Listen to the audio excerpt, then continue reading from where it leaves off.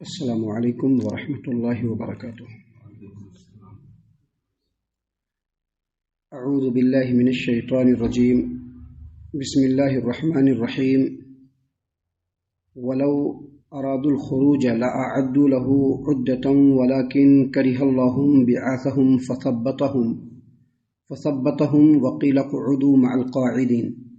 لو خرجوا فيكم ما زادوكم إلا خبالا ولأوضعوا خلالكم يبغونكم الفتنة وفيكم سماعون لهم والله عليم بالظالمين۔ اور اگر ان لوگوں کا جنگ میں نکلنے کا ارادہ ہوتا تو وہ لوگ اس کی کچھ نہ کچھ تیاری کرتے تھے، لیکن اللہ تبارک و تعالیٰ کو ان کی روانگی ناپسند ہے، بس ان کو سست بنا دیا اور ان سے کہہ دیا گیا کہ بیٹھے رہنے والوں میں تم بھی بیٹھے رہو۔ وَلَوْ خَرَجُوا فِيكُمْ مَا زَادُوكُمْ إِلَّا خَبَالًا، اور اگر وہ لوگ تم لوگوں کے ساتھ نکلتے تو تم لوگوں میں صرف خرابی ہی پیدا کرتے۔ وَلَأَوْضَعُوا خِلَالَكُمْ يَبْغُونَكُمُ الْفِتْنَةَ، اور تم لوگوں کے درمیان فتنے ڈالنے کے لیے وہ لوگ بھاگ دوڑ کرتے۔ وَفِيكُمْ سَمَّاعُونَ لَهُمْ، اور تم میں کچھ لوگ ایسے بھی ہیں جو ان کی باتوں کو بڑے غور سے سنتے ہیں، اور اللہ تبارک و تعالیٰ ظالموں کو خوب جانتا ہے۔ محترم سامعین کرام، سورۃ التوبہ سورہ نمبر 9 اور اسی سورت سے بھی آپ کے سامنے آیت نمبر 46 اور 47 یہ دو آیات سورۃ التوبہ کی آپ کے سامنے تلاوت کی گئی۔ دونوں آیتوں کا ترجمہ بھی آپ کی خدمت میں پیش کیا گیا۔ سامعین کرام، اس سے پہلے 3 آیات جو کل آپ کے سامنے پیش کی گئی تھی، 43، 44، 45، ان تینوں آیتوں کے اندر اللہ تبارک و تعالیٰ نے واضح طور پر محمد عربی صلی اللہ علیہ وسلم کو مخاطب کر کے ان کو تنبیہ فرمایا کہ محمد صلی اللہ علیہ وسلم، اللہ تعالیٰ آپ کو معاف فرمائے، آپ نے ان لوگوں کو کیوں اجازت دے دیا؟ یہاں تک کہ آپ تحقیق کرتے، پتہ چلتا کہ کون سچا ہے اور کون جھوٹا ہے۔ اور پھر فرمایا اللہ تبارک و تعالیٰ نے کہ محمد صلی اللہ علیہ وسلم جو اللہ تبارک و تعالیٰ اور آخرت پر ایمان رکھنے والے ہیں، وہ کبھی بھی آپ سے اجازت طلب نہیں کریں گے کہ ہم لوگوں کو ہمارے جان و مال کے ساتھ جنگ میں شرکت کرنے سے معاف رکھیے۔ وہ کبھی بھی آپ سے اجازت طلب کرنے نہیں آئیں گے۔ اجازت وہ لوگ طلب کریں گے جو نہ تو اللہ پر ایمان رکھتے ہیں اور نہ آخرت پر ایمان رکھتے ہیں، اور اپنے شک و شبہ میں پڑے رہتے ہیں کہ پتہ نہیں جنگ میں جائیں گے تو کیا ہوگا۔ انہی لوگوں کے بارے میں اللہ تبارک و تعالیٰ نے مزید ان دونوں آیتوں کے اندر بھی بیان فرمایا۔ اللہ تبارک و تعالیٰ نے کیا فرمایا کہ محمد صلی اللہ علیہ وسلم ولو ارادوا الخروج لاعدوا له، مسلمانوں اور اے محمد صلی اللہ علیہ وسلم، اگر ان منافقوں کو جنگ میں نکلنے کا ارادہ ہوتا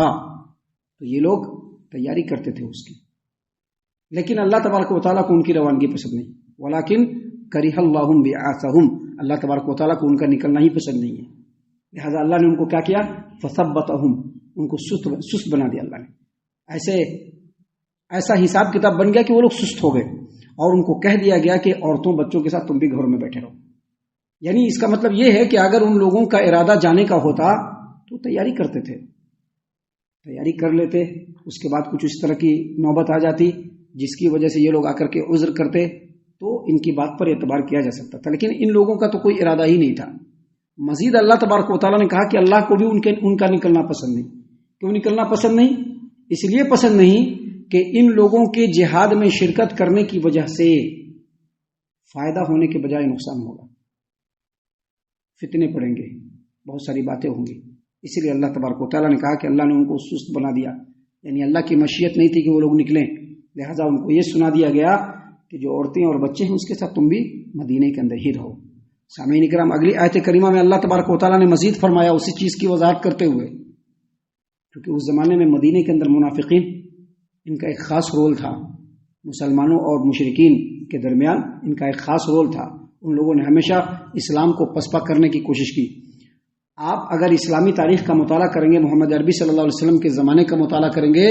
آپ صلی اللہ علیہ وسلم کے زمانے میں جو جنگیں ہوئی اس کا اگر مطالعہ کریں گے، اگر اس پر غور و فکر کریں گے تو بہت سارے ایسے موقع آئے کہ جنگوں میں ان منافقوں نے شرکت کی، لیکن ان لوگوں نے فتنے ڈال دیے۔ جنگ احد کے موقع پر مسلمانوں کے ساتھ جب یہ منافقین آئے تھے تو آدھے رستے میں، یعنی جنگ کے لیے نکل گئے اور آدھے رستے میں جو منافقین کا سردار تھا وہ اپنے تمام زیر اثر لوگوں کو وہیں سے ڈائیورٹ کر کے لے کے چلا گیا، جنگ میں شرکت نہیں کرنے دیا ان لوگوں نے۔ بعض جنگوں میں مسلمانوں کے درمیان فتنہ پھیلانے کے لیے مختلف قسم کی بیہودہ باتیں کہی، ایک دوسرے کو سے جھگڑا لگوایا، بہت ساری باتیں کی۔ تو اللہ تبارک و تعالیٰ نے اسی باتوں کی طرف اشارہ کرتے ہوئے اللہ تبارک و تعالیٰ نے فرمایا کہ وَلَوْ خَرَجُوا فِيكُمْ مَا زَادُوكُمْ إِلَّا خَبَالًا، اے مسلمانوں اگر یہ لوگ جنگ میں نکلیں گے تو تمہارے درمیان صرف خرابی ہی پیدا کریں گے، صرف خرابی پیدا کریں گے۔ اور وَلَأَوْضَعُوا خِلَالَكُمْ يَبْغُونَكُمُ الْفِتْنَةَ، وَلَأَوْضَعُوا خِلَالَكُمْ يَبْغُونَكُمُ الْفِتْنَةَ،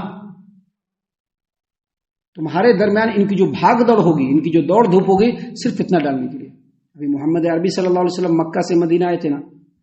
مکہ سے مدینہ آئے تھے، مہاجرین بھی مکہ سے مدینہ آئے تھے۔ ایک جنگ میں ان لوگوں نے کیا کہہ دیا منافقوں نے کہ دیکھو بھائی یہ لوگ باہر سے آ کر کے رہ رہا ہے اور ہم لوگوں کے گاؤں میں رہ رہا ہے، اور ہم لوگوں سے لے کر کے یہ لوگ دیکھو کتنا ہم لوگوں کے درمیان ہی فتنہ پھیلا رہا ہے۔ یہ منافقوں نے کہا تھا، چونکہ منافقوں کی فطرت ہی ایسی ہوتی ہے کہ ان کے اندر ایثار نہیں ہوتا ہے، ان کے اندر قربانی کا جذبہ نہیں ہوتا ہے، ان کے اندر مطلب پرستی ہوتی ہے، وہ چاہتے ہیں کہ ان کا ہی زیادہ بول بالا ہو۔ اس طرح کی باتیں منافقوں کی صفت میں ہوتی ہے۔ تو یہ جو ایک جنگ کی بات، یہ اکیلی جنگ کی بات نہیں تھی، اس کے علاوہ بھی کئی جنگیں ہوئی جس میں ان منافقوں نے مسلمانوں کے درمیان پھوٹ ڈالنے کی کوشش کی، مسلمانوں کو نبی صلی اللہ علیہ وسلم اور مہاجرین صحابہ کرام سے بھڑکانے اور بھٹکانے کی کوشش کی۔ تو اللہ تبارک و تعالیٰ نے یہاں پر فرمایا کہ مسلمانوں اگر یہ تم لوگوں کے ساتھ نکل بھی گئے تو ان کا ارادہ صرف تمہارے درمیان خرابی پیدا کرنے کا ہوگا۔ وَلَأَوْضَعُوا خِلَالَكُمْ يَبْغُونَكُمُ الْفِتْنَةَ، تمہارے درمیان جو ان کی دوڑ دھوپ ہوگی صرف فتنہ پھیلانے کے لیے ہوگی، یا تو تم کو بددل کریں گے اپنی باتوں سے، یا جنگ سے راہ فرار اختیار کر کے مسلمانوں کے دل کو جو ہے توڑنے کی کوشش کریں گے، ان کے حوصلے کو پست کرنے کی کوشش کریں گے، یا نہیں تو مسلمانوں کے راز کو مشرکوں سے اور جو سامنے مخالفین ہیں ان کو بتانے کی کوشش کریں گے، یا مختلف قسم کے فتنوں کو پیدا کرنے کی کوشش کریں گے۔ اس لیے اللہ تبارک و تعالیٰ نے فرمایا کہ اچھا ہے کہ وہ لوگ نہ نکلے اور بیٹھے عورتوں اور بچوں میں ہی رہیں۔ مزید آگے اللہ تبارک و تعالیٰ نے فرمایا وَفِيكُمْ سَمَّاعُونَ لَهُمْ، اور مسلمانوں تم میں کچھ ایسے سادہ لوح اور سیدھے سادے لوگ بھی ہیں جو ایسے منافقوں کی بات کو بہت غور سے سنتے ہیں، بہت غور سے سنتے ہیں، کیونکہ ان کو لگتا ہے کہ چونکہ بولنے کا جو انداز ہوتا ہے، اللہ تبارک و تعالیٰ نے قرآن کریم کے 28ویں پارے کے اندر ایک سورت نازل فرمائی، سورۃ المنافقون۔ سورۃ المنافقون میں اللہ تبارک و تعالیٰ نے منافقین کی صفت بتلائی کہ ان کی صفت کیا ہے کہ دیکھنے میں بڑے اچھے لگیں گے، بہت اچھے لگیں گے، بہترین متقی پرہیزگار ٹائپ سے، اور جو بولیں گے تو ان کی بولی سن کر کے لوگوں مسلمانوں تم کو بہت پسند پڑے گا، ان کی بولی سن کر کے تم منتر مگدھ ہو جاؤ گے کہ ہاں کیا بولتا ہے، ماشاءاللہ بہت اچھا۔ اللہ تبارک و تعالیٰ نے اس بات کو یہاں پر بیان فرمایا وَفِيكُمْ سَمَّاعُونَ لَهُمْ، اور تم میں جو کچھ ایسے لوگ ہیں سادہ سیدھے سادے مسلمان، وہ ان کی باتوں کو سن کر کے بہت غور و فکر سے سنتے ہیں، لہذا بہتر ہے کہ یہ لوگ نہ جائیں۔ اور آگے اللہ تبارک و تعالیٰ نے فرمایا وَاللَّهُ عَلِيمٌ بِالظَّالِمِينَ، اور اللہ تبارک و تعالیٰ ظالموں کو خوب جانتا ہے کہ کون ظالم ہے۔ محترم سامعین کرام، ان دونوں آیتوں اور اس کے علاوہ جو آیتیں اب تک آپ کے سامنے پیش کی گئی، ان تمام آیتوں کا مقصد اور مطلب یہ ہے کہ ایک مسلمان کو اسلام کے لیے، اللہ تبارک و تعالیٰ کے لیے، اللہ کے رسول کی تعلیمات کے لیے ہمیشہ خالص رہنا چاہیے، اور اگر کبھی کسی طرح سے اسلام کے لیے آگے بڑھنے کا موقع ہو تو اپنے تن من دھن سے اسلام کو اور اسلام کے کلمے کو سربلند کرنے کی کوشش کرنی چاہیے، منافقوں کے روش سے بچنے کی کوشش کرنی چاہیے۔ ہم اللہ تبارک و تعالیٰ سے دعا کرتے ہیں کہ اللہ تبارک و تعالیٰ ہم تمام کو ان تمام باتوں کے اوپر خوب غور و فکر اور تدبر کرنے کے ساتھ ساتھ ان باتوں کے اوپر عمل کرنے کی بھی توفیق عنایت فرمائے، آمین۔ اللہ تعالیٰ ہم تمام کو صحیح معنوں میں پکا سچا مومن مسلمان بنائے، اللہ اور اس کے رسول صلی اللہ علیہ وسلم کی اطاعت و فرما برداری کرنے والا بنائے، صحابہ کرام رضی اللہ عنہم کے طریقے پر چلنے والا بنائے، جنت الفردوس میں جگہ عطا فرمائے۔ اے اللہ ہم تمام کو جہنم سے پناہ دے، اے رب العالمین ہم تمام کو جہنم سے پناہ دے، اے مالک الملک ہم تمام کو جہنم سے پناہ دے، آمین یا رب العالمین۔ وما علینا الا البلاغ المبین۔ تبارك الذي نزل الفرقان على عبده ليكون للعالمين نذيرا